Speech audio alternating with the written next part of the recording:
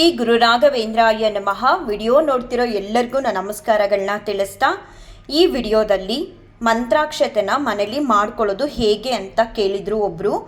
ನಾವು ಮನೇಲಿ ಮಂತ್ರಾಕ್ಷತೆನ ಮಾಡ್ಕೋಬಾರ್ದು ಯಾಕೆ ಅನ್ನೋದನ್ನು ಈ ವಿಡಿಯೋ ಮೂಲಕ ತಿಳಿಸ್ತಾ ಇದ್ದೀನಿ. ಮಂತ್ರಾಕ್ಷತೆಗೆ ಅದರದೇ ಆದ ಮಹಿಮೆ ಇದೆ. ಮಂತ್ರಗಳಿಂದ ಕೂಡಿದ ಅಕ್ಷತೆಗೆ ಮಂತ್ರಾಕ್ಷತೆ ಅಂತ ಕರಿತೀವಿ. ಇದನ್ನು ನಾವು ಆದಷ್ಟು ರಾಯರ ಮಠಗಳಿಂದನೇ ತಂದು ಮನೇಲಿ ಶೇಖರಣೆ ಮಾಡಿಟ್ಕೊಳ್ಳೋದು ತುಂಬ ಒಳ್ಳೆಯದು. ಯಾಕಂತ ಅಂದರೆ ರಾಯರ ಮಠಗಳಲ್ಲಿ ಅಲ್ಲಿನ ಅರ್ಚಕರು, ವಿದ್ವಾಂಸರು ಎಲ್ಲರೂ ಸೇರಿ ಗುರುಸ್ತೋತ್ರನ ಹೇಳ್ತಾ ಮಂತ್ರಾಕ್ಷತೆನ ರೆಡಿ ಮಾಡಿರ್ತಾರೆ.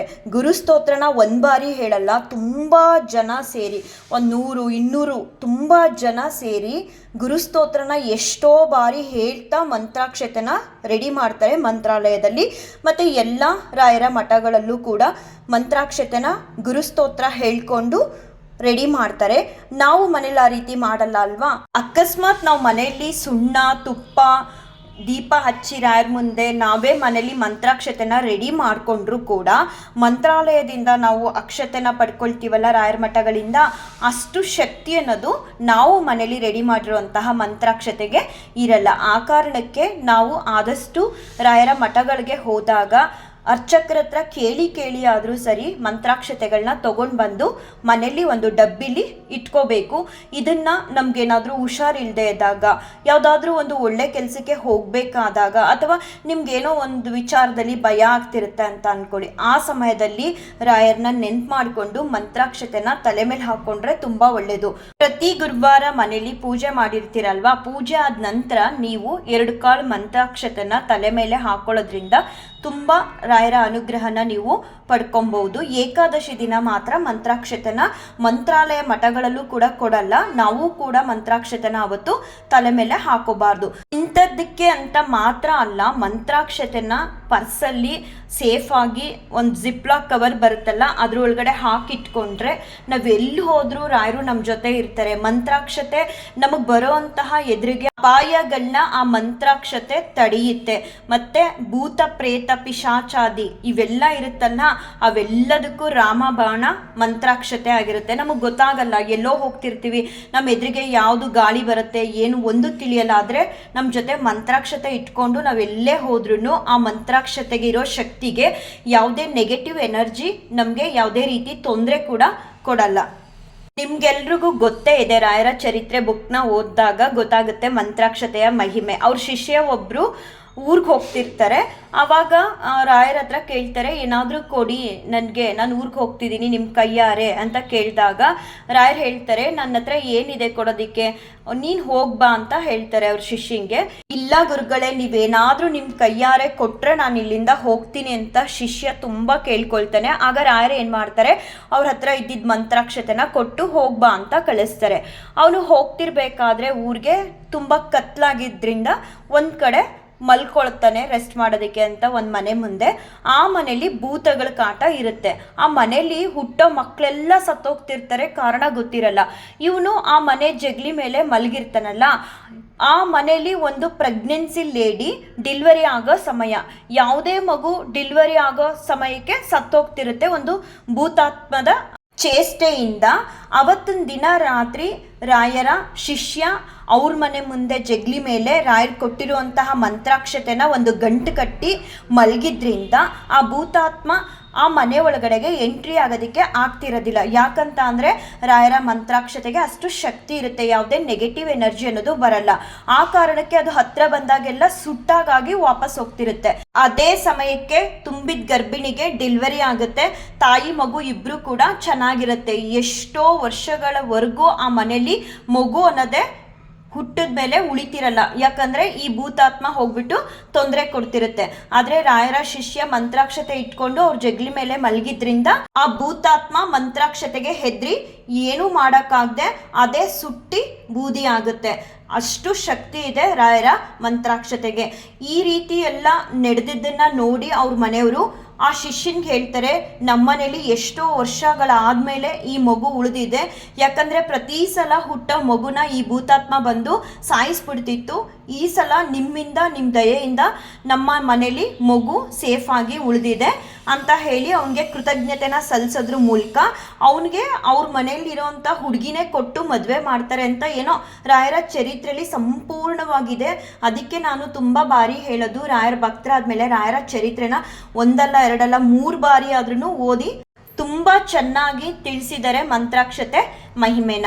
ಗುರುಸ್ತೋತ್ರಕ್ಕೆ ಅಪಾರವಾದ ಶಕ್ತಿ ಇದೆ. ಎಲ್ಲ ರಾಯರ ಮಠಗಳಲ್ಲೂ ಗುರುಸ್ತೋತ್ರ ಮತ್ತು ರಾಯರ ಸ್ತೋತ್ರಗಳನ್ನ ಹೇಳ್ತಾ ಮಂತ್ರಾಕ್ಷತೆನ ರೆಡಿ ಮಾಡ್ತಾರೆ. ನೀವುಗಳು ಹೋದಾಗ ಕೇಳಿ, ಮನೇಲಿ ಯಾವಾಗಲೂ ರಾಯರು ಹೇಗಿರ್ತಾರೋ ಮನೇಲಿ ಹಾಗೆ ಮಂತ್ರಾಕ್ಷತೆ ಕೂಡ ನಿಮ್ಮ ದೇವ್ರ ಮನೇಲಿ ಒಂದು ಡಬ್ಬಿಲಿ ಹಾಕಿ ಇಟ್ಕೊಳ್ಳಿ. ಎಂಥದ್ದೇ ಸಂದರ್ಭ ಬಂದ್ರೂ ಆ ಮಂತ್ರಾಕ್ಷತೆನ ಉಪಯೋಗ ಮಾಡೋದ್ರಿಂದ ನಿಮ್ಮ ಕಷ್ಟಗಳು ನಿವಾರಣೆ ಆಗುತ್ತೆ. ಇನ್ನು ಪ್ರತಿನಿತ್ಯ ಪೂಜೆಗೆ, ವಿಶೇಷವಾದ ಪೂಜೆಗೆ ಅಂತ ಮನೇಲೇ ನಾವು ಅಕ್ಷತೆನ ಮಾಡ್ಕೋಬಹುದು. ರಾಯರ ಪೂಜೆಗೆ ಕೆಂಪಕ್ಷತೆ ಮಾಡ್ಕೊಂಡ್ರೆ ತುಂಬ ಒಳ್ಳೆಯದು. ನಾನು ಇವಾಗ ಇಲ್ಲಿ ಡಬ್ಬಿಲಿ ಇಟ್ಟಿದ್ದೀನಲ್ವಾ, ಒಂದು ಯೆಲ್ಲೋ ಕಲರ್ ಅಕ್ಷತೆ ಮತ್ತು ಇನ್ನೊಂದು ಕೆಂಪಕ್ಷತೆ. ನಾವು ಮಡಿಲಿದ್ದಾಗ ಈ ರೀತಿ ಅಕ್ಷತೆಗಳನ್ನ ಸ್ವಲ್ಪ ಜಾಸ್ತಿ ಮಾಡಿಟ್ಕೊಂಡ್ರೆ ರಾಯರ ಪೂಜೆಗಾಗಲಿ, ಮನೇಲಿ ವಿಶೇಷವಾದ ಪೂಜೆ ದಿನಗಳಲ್ಲಾಗಲಿ ಈ ಅಕ್ಷತೆನ ಬಳಸ್ಬೋದು. ನಾನು ಯಾವ ಸಮಯದಲ್ಲಿ ಅಕ್ಷತೆನ ಬಳಸ್ತೀನಿ ಅಂದರೆ, ಪ್ರತಿನಿತ್ಯ ರಾಯರಿಗೆ ಸೇವೆ ಎಲ್ಲ ಆದಮೇಲೆ 1-2 ಕಾಳು ಅಕ್ಷತೆನ ಕೈಯಲ್ಲಿ ಇಟ್ಕೊಂಡು, ರೆಡ್ ಅಕ್ಷತೆನ ಮತ್ತು ಹೂವು ಇಟ್ಕೊಂಡು ಪ್ರದಕ್ಷಿಣೆ ಮಾಡಿ ಆಮೇಲೆ ರಾಯರ ಪಾದಕ್ಕೆ ಆ ಹೂವು ಅಕ್ಷತೆನ ನಾನು ಸಲ್ಲಿಸ್ತೀನಿ. ಆ ವಿಡಿಯೋ ಕ್ಲಿಪ್ಪಿಂಗ್ ಕೂಡ ಇಲ್ಲಿ ಹಾಕಿದ್ದೀನಿ. ನಾವು ಮನೆಯಲ್ಲೇ ಕೆಂಪಕ್ಷತೆ ಮತ್ತು ಹಳದಿ ಅಕ್ಷತೆನ ಮಾಡ್ಕೋಬಹುದು. ಅಕ್ಕಿಗೆ ಸ್ವಲ್ಪ ತುಪ್ಪದ ಕೈ ಮಾಡಿಕೊಂಡು ಅದಕ್ಕೆ ಅರಿಶಿಣ ಹಾಕಿ ಕಲಸಿ ಒಂದು ಡಬ್ಬಿಲಿ ಇಟ್ಕೊಂಡ್ರೆ ಅದನ್ನು ಹಳದಿ ಅಕ್ಷತೆ ಅಂತ ಯೂಸ್ ಮಾಡ್ಬೋದು. ಅದೇ ಕೆಂಪಕ್ಷತೆ ಬೇಕು ಅಂತಂದರೆ ಅಕ್ಕಿಗೆ ಕುಂಕುಮನ ಮಿಕ್ಸ್ ಮಾಡಿ ಸ್ವಲ್ಪ ತುಪ್ಪದ ಕೈಯಲ್ಲಿ ಚೆನ್ನಾಗಿ ಕಲಸಿ 1-2 ನಿಮಿಷ ಆರೋದಕ್ಕೆ ಬಿಟ್ಟು ಆಮೇಲೆ ಒಂದು ಡಬ್ಬಿಲಿ ಹಾಕಿಟ್ಕೊಂಡ್ರೆ ಎಷ್ಟೋ ದಿನದವರೆಗೂ ಬಾಳಿಕೆ ಬರುತ್ತೆ. ನಾನು 6 ಮಂತ್ಸ್ಗೊಂದ್ಸಲ ಈ ಅಕ್ಷತೆಗಳನ್ನ ಮಾಡಿಟ್ಕೊಳ್ತೀನಿ. ಮತ್ತೆ ಇನ್ನೊಬ್ರು ಕಮೆಂಟಲ್ಲಿ ಕೇಳಿದ್ರು, ಒಂದ್ಸಲ ಮುಡುಪು ಕಟ್ಟಿದ್ರೆ ಸಾಕಾ, ಮತ್ತೆ ಮತ್ತೆ ಕಟ್ಟಬೇಕಾ ಅಂತ. ನೀವು ಏನಂತ ರಾಯರ ಮುಂದೆ ಸಂಕಲ್ಪ ಮಾಡಿ ಮುಡುಪು ಕಟ್ಟಿದ್ದೀರಾ? ಈಗ ಮುಡುಪು ಕಟ್ಟೋದು ಅಂದರೆ 9 ದಿನಗಳವರೆಗೂ ಮುಡುಪು ಕಟ್ತಾರೆ. ಅಥವಾ ನೀವೇನಾದರೂ ಬರೀ ಒಂದೇ ದಿನಕ್ಕೆ ಕಟ್ಟಿದ್ದೀರಾ?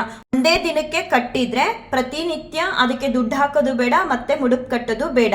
ಇಲ್ಲ ನಾನು 9 ದಿನದವರೆಗೂ ಮುಡುಪು ಕಟ್ಟೋ ಸೇವೆನ ಮಾಡ್ತಿದ್ದೀನಿ ರಾಯರಿಗೆ ಅನ್ನೋದಾದರೆ, ನೀವು ಪ್ರತಿನಿತ್ಯ ಒಂದು ಯೆಲ್ಲೋ ಕಲರ್ ಬಟ್ಟೆ ತೊಗೊಂಡು ಎಷ್ಟು ರೂಪಾಯಿ ಕಾಯಿನ್ ಹಾಕ್ತೀರಾ? 11 ರೂಪಾಯಿ ಕಾಯಿನ್ ಹಾಕಿದ್ದೀರಾ ಮೊದಲನೇ ದಿನ, ಅದನ್ನೇ ಇನ್ನು 9 ದಿನ ಕೂಡ ಹಳದಿ ಬಟ್ಟೆಗೆ ಅರಿಶಿನ ಮಾಡಿ 11 ರೂಪಾಯಿ ಕಾಯಿನ್ ಹಾಕಿ ಪ್ರತಿನಿತ್ಯ 9 ದಿನ ಆಗೋವರೆಗೂ ಕಟ್ಟಬೇಕು. ಒಂದೇ ದಿನ ಮಾತ್ರ ನಾನು ಕಟ್ಟಿದ್ದೀನಿ ಅಂದರೆ ಮತ್ತೆ ಅದಕ್ಕೆ ದುಡ್ಡು ಹಾಕೋ ಅವಶ್ಯಕತೆ ಇಲ್ಲ.